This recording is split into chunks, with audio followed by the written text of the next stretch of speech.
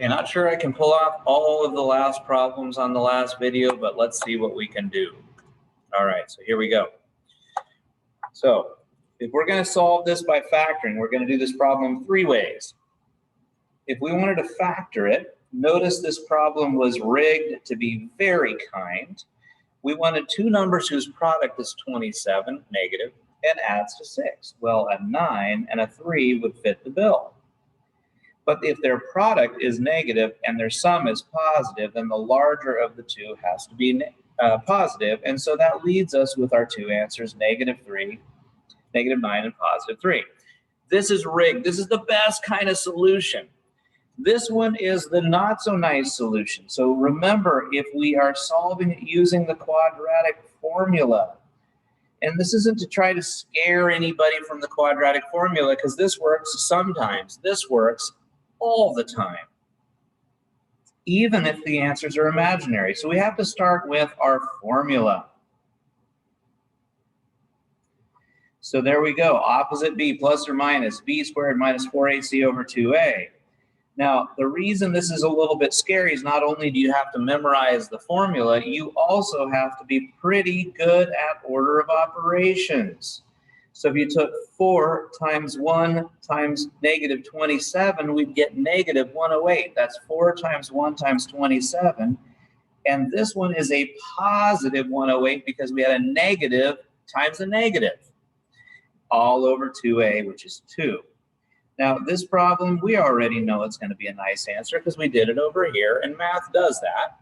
Even though you look at problems differently, you still get the same answers. So, of course, we know that the square root of 144 is 12, and so the values of x, negative 6 plus 12 is 6, 6 divided by 2 is 3, and negative 6 take away 12, negative 18, negative 18 over 2, negative 9. Now, you can see this is a far more complicated problem, and so not necessarily one of my favorites. This one right here is possibly a little bit harder than factoring, but again, factoring works sometimes, and completing the square and quadratic always work. This one is actually my second favorite after factoring. Now, the deal that we made is we always got the x's sort of isolated. We complete the square by cutting in half and squaring. Half of 6 is 3, so that's x plus 3 squared. Now you'll notice we have pretty nice answers. Take the square root of both sides, plus or minus 6.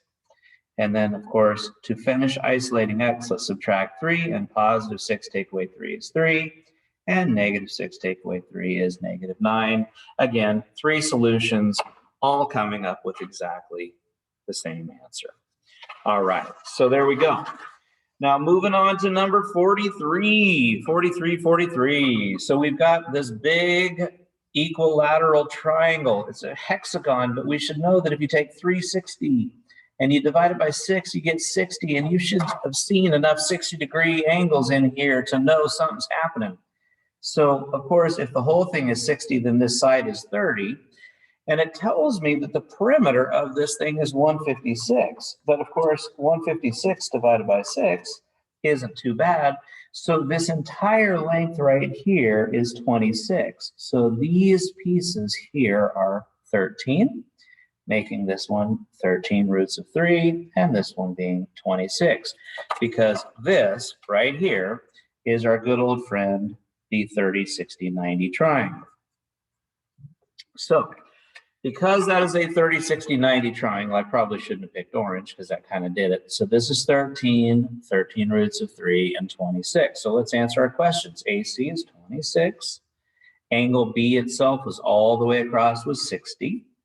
Angle B to C to A was also 60. BD, the segment from here to here, was 13 roots of 3. Okay, here comes the fun part. What is the area of the triangle? Well, the area of the triangle would be 1/2 its base, 26 times its height. But something kind of nice is here because half of 26 is 13. 13 times 13 is 169. And therefore, the area of the entire hexagon would be this value multiplied by 6. So 169 times 6 is 1,014 roots of 3, which of course, if you really wanted to, we could write this as a decimal, 1,756.299. And that would be in inches squared.